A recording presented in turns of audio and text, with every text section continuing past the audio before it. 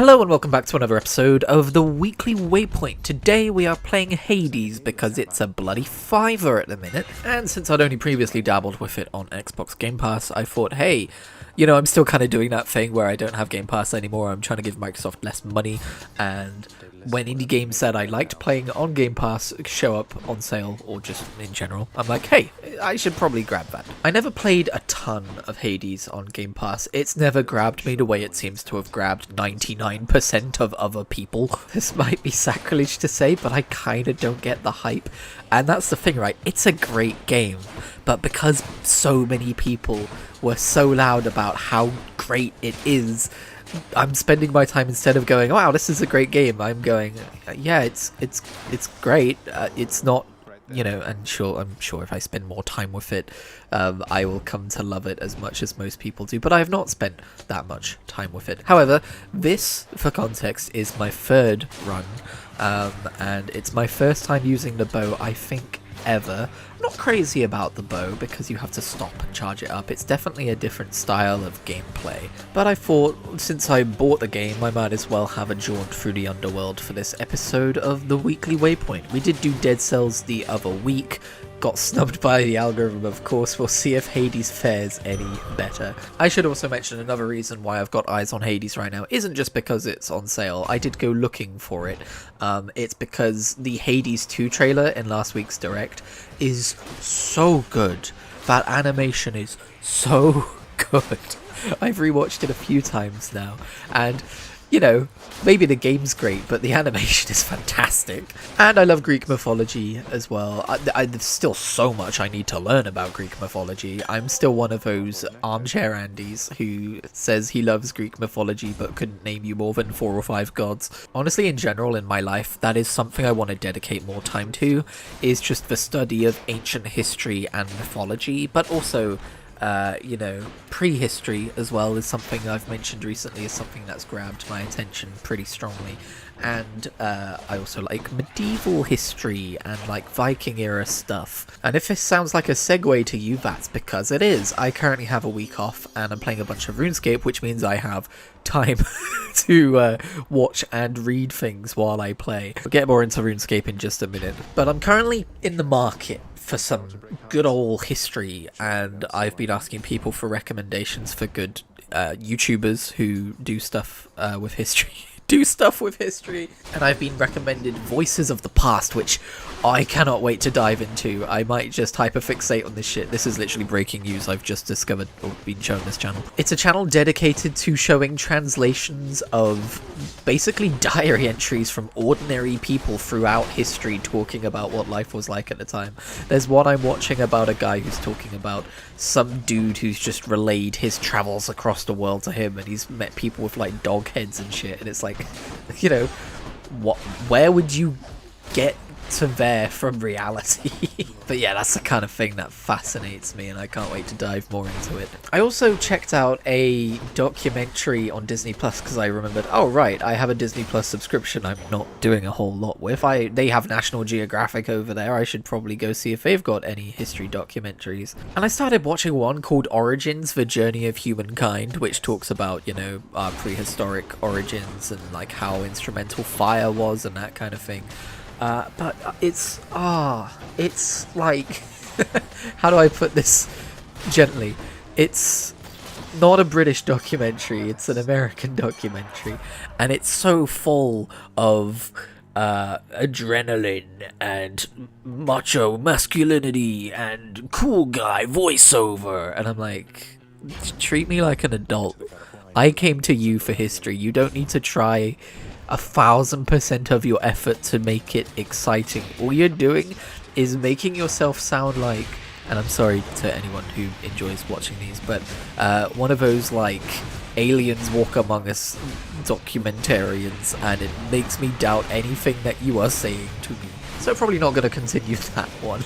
This is the same problem I faced when I was excited to learn more about space after watching everything Brian Cox on BBC iPlayer, right? I went looking for more of it on YouTube, and there was more of it on YouTube, but I usually just ended up gravitating towards more interviews with Brian Cox, because how am I supposed to know what resources are interested in presenting to me factually driven information instead of theories driven by desire to be true and opinion. You know what I mean? How do I find more reputable professional sources that aren't just theory crafters dressing themselves up as reputable sources? You know what I mean? I said that twice now. But anyway, there's our Christian wants more history site. If you've got any recommendations of good history channels, or just documentaries and stuff, feel free to let me know. I would love to see them. I believe I've mentioned this before, I do want to get into reading like biographies of historical figures at some point. That could be cool. But speaking of reading and books, that's right, today's weekly waypoint is all out of order. We're talking about things in all the wrong directions. Daniel Green, that heinous goblin of a booktuber, put up an 11-hour summary of the first 11 books of the Wheel of Time. I finished reading through the series last year, and I've been missing it ever since, so I gave that a watch, and I would recommend. It's a really fun video. It's a really fun way to refresh your memory about the events of the books, whilst also just having a good old time, and seeing things from someone else's perspective as well is always fun and interesting. Except now, I'm back to missing Wheel of Time very fiercely, and I'm not going to watch the show because it's being cancelled. Why would I do that to myself? But I have just remembered, for my birthday, I did get the World of Robert Jordan's The Wheel of Time, also known as the Big White Book of Bad Art,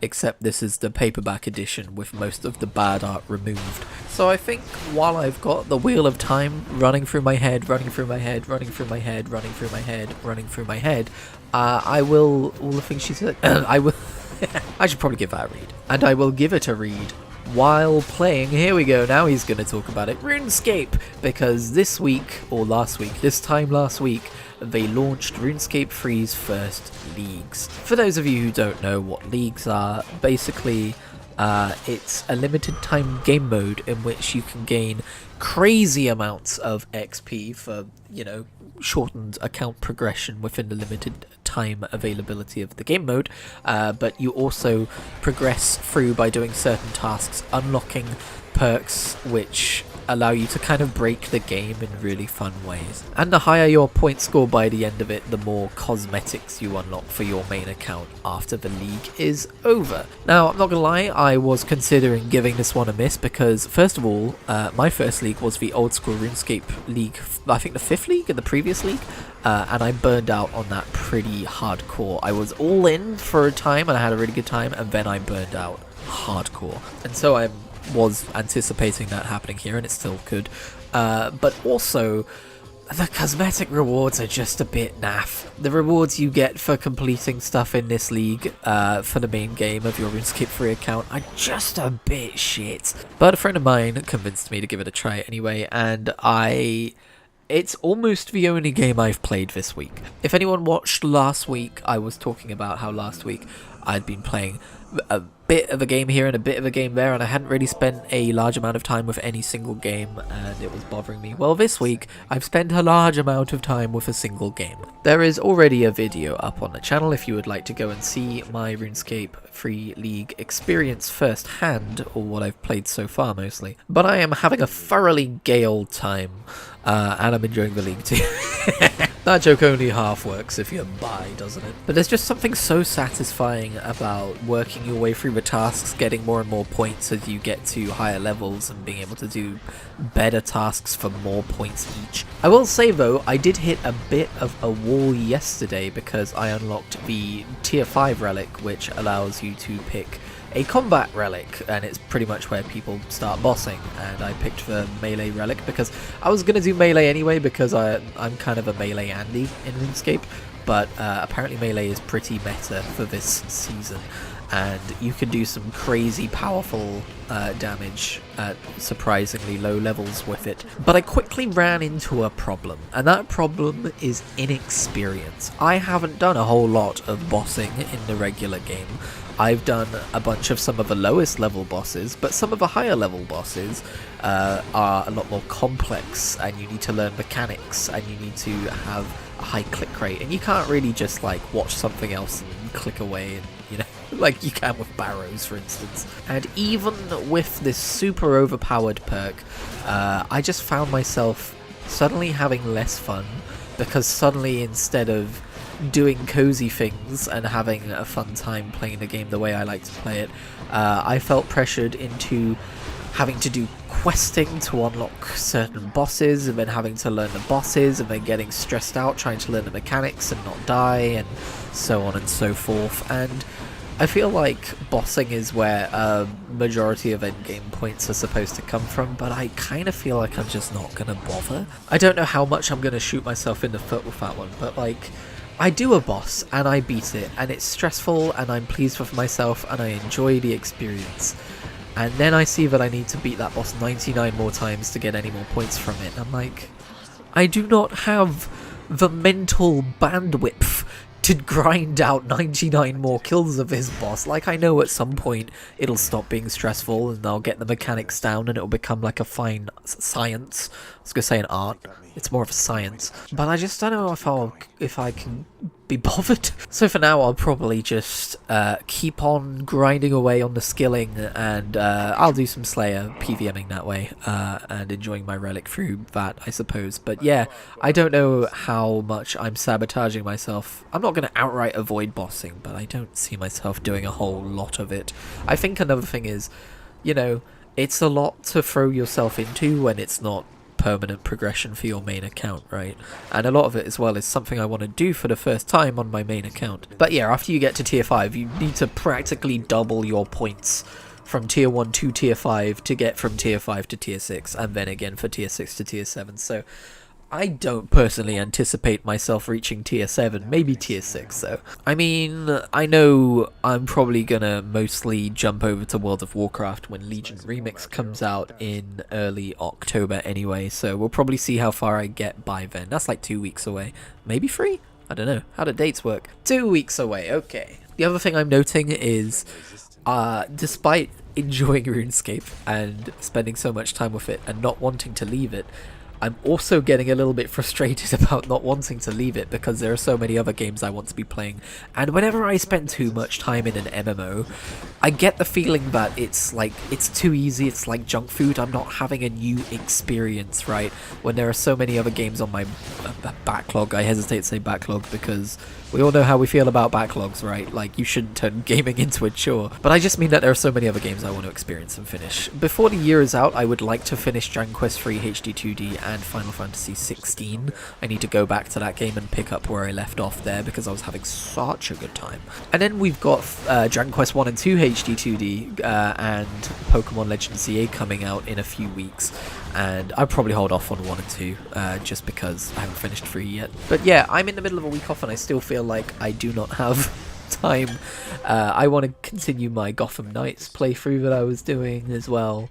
And also I picked up TCG Shop Simulator. TCG Shop Simulator is a game which I was interested in when it first came out, but I held off because I wasn't sure if they had stolen Tetramon assets, because Tetramon is a mobile game. I looked it up, but I've looked it up again and it seems like that's not the case, and it seems like people seem to really like the developer for this game. They seem like a pretty cool person from most accounts, and I don't know, even if it is like a shopping simulator asset flip game, I don't want Shopping Simulator, I want TCG Shop Simulator, so I've picked that up. And honestly, I think if RuneScape's League hadn't come out this week, I would probably have spent most of my week playing that game instead, because wow, can you get sucked into TCG Shop Simulator. It's very addictive. I like how on the one hand you have the business side of things, and on the other hand you have the pack opening and card collecting side of things. I know you can mod it to be Pokemon.